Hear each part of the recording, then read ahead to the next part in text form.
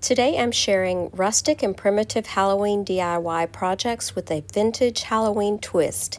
Easy Halloween DIY decor that's spooky, stylish, and budget friendly. Welcome to the Chic Show. Shabby Meets Bling and Repurposed My Way are our hosts for today's playlist. I mixed and poured resin into this silicone mold from Dollar Tree. Block. I believe this was a children's block that I thrifted somewhere, and I painted it black, just Waverly chalk paint in ink. And now I'm using this scrap of decoupage paper, and I'm going to decoupage that on using liquid patina. I did spritz my paper first with some water. It just helps it to helps me get all the wrinkles out and makes it a little more flexible and stretches a little bit. So I do a little starter strip with my liquid patina, and then I brush over the top of it as well. And then I will finish that up on the bottom half.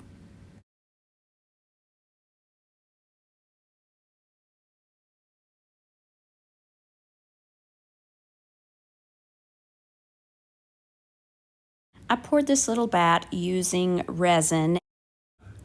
I used resin in the mold that I showed you at the beginning from Dollar Tree.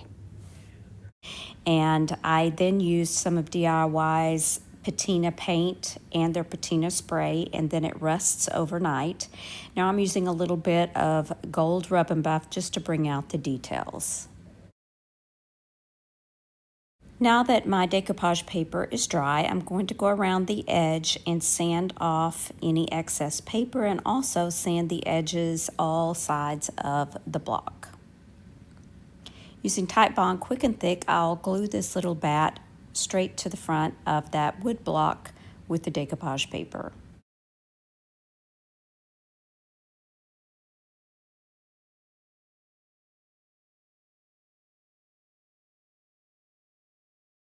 For the next thrifted block, I just gave it a coat of Waverly chalk paint in ink. Once it was dry, I did seal it with some DIY Big Top. Here's a look at that patina paint. You paint one coat on, then paint a second coat, and while it's still wet, spray it with the patina spray. Let it sit overnight and you get this rusty goodness. Now I'm using one of IOD's ephemeral type stamps and a gold ink pad. I am positioning this so that half of it is on one side and half of it is on the other, and then I'm going to place that jack-o'-lantern right in the center. I'll be accenting all of the edges with gold rub and buff. And once again, using Titebond Quick and Thick, I'm going to glue my jack-o'-lantern right to the center. And for the last little friendly ghost in this little Halloween trio, now I'm going back and I am just dry brushing on a coat of white chalk paint by Waverly.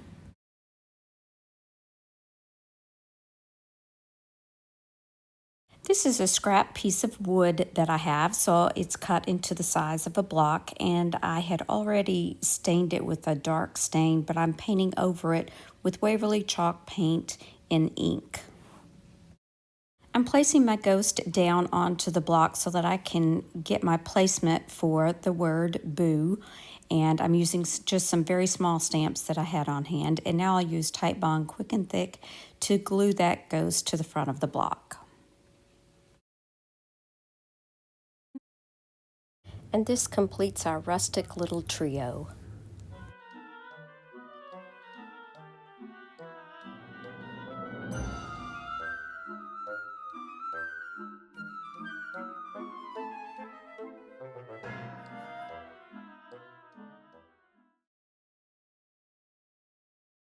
I thrifted this little cone-shaped piece. It was probably for flowers or something, and it was already rusted, so it was perfect. But I'm going to make this into a witch hat, so I needed something to make the bottom part. So I used this grill grate from Dollar Tree, and I'm using that iron patina paint again, and it is just about used up and it's pretty dried out, so it didn't work quite as well as I would have liked. But I did brush a coat on, let it dry, brushed another coat, and while it was wet, used that spray and sprayed on it and let it sit. Now I'm going around those rough edges and I'm just folding those in and bending them down. Now for this primitive Halloween witch hat, I've got to attach these two pieces. So I pushed that little hook part inside, and I'm going to use some wire and wire it together from the other side.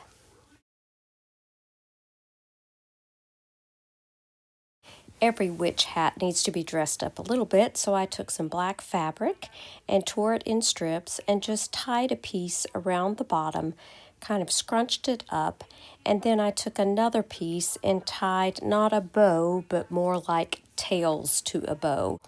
I attached it with a little bit of hot glue, and this is just perfection.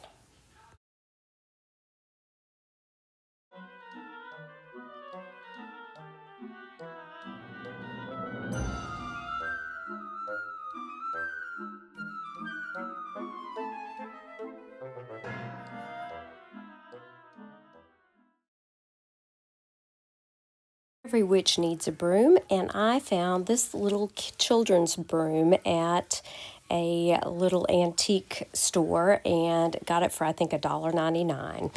But I need to dress it up a little bit, so I painted the broom handle black with black spray paint, and now I'm taking this luau or grass skirt from Dollar Tree, and I'm soaking it in some instant coffee just to darken it up a little bit.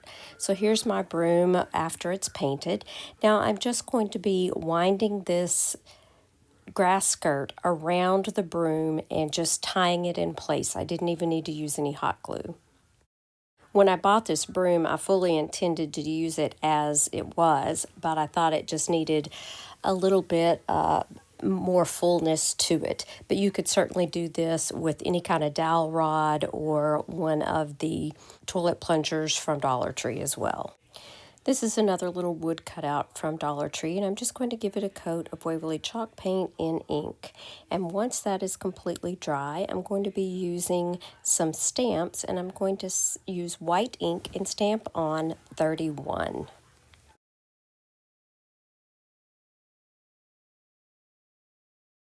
Once that dried, I decided the white was a little too white, so I went over it with some dark wax.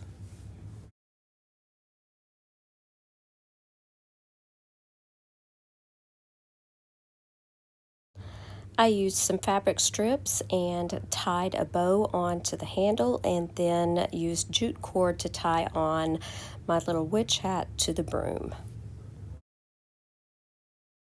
To make it a little bit more primitive and rustic, I went back with my finger sander and just sanded away the black paint so that you can see a little bit of that yellow underneath.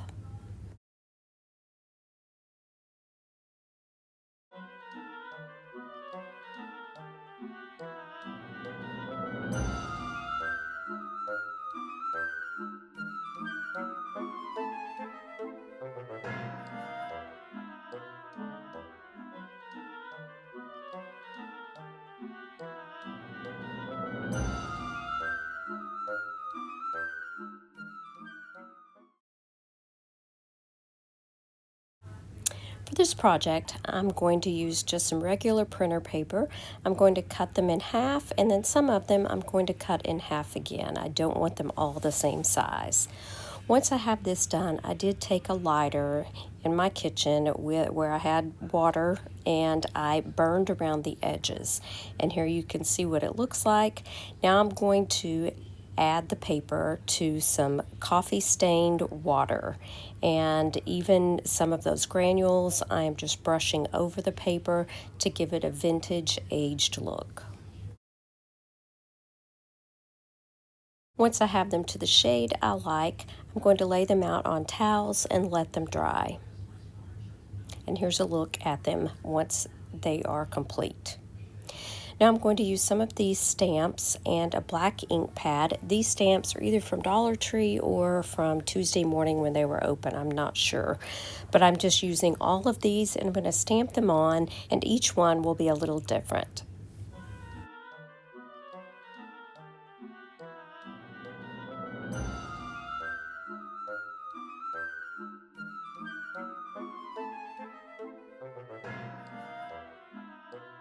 Next few, I'll be using some of IOD stamps. This is with kindest regards.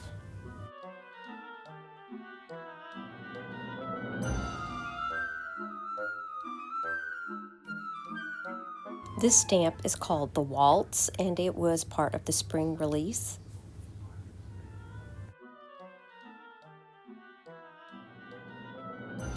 This is another stamp from the ephemeral type stamp.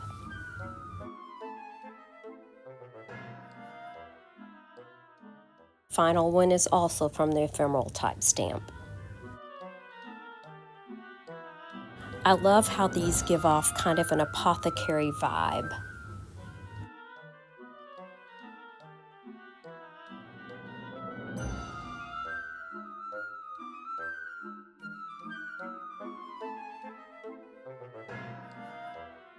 I hope you've enjoyed these rustic and primitive Halloween DIYs and vintage Halloween projects.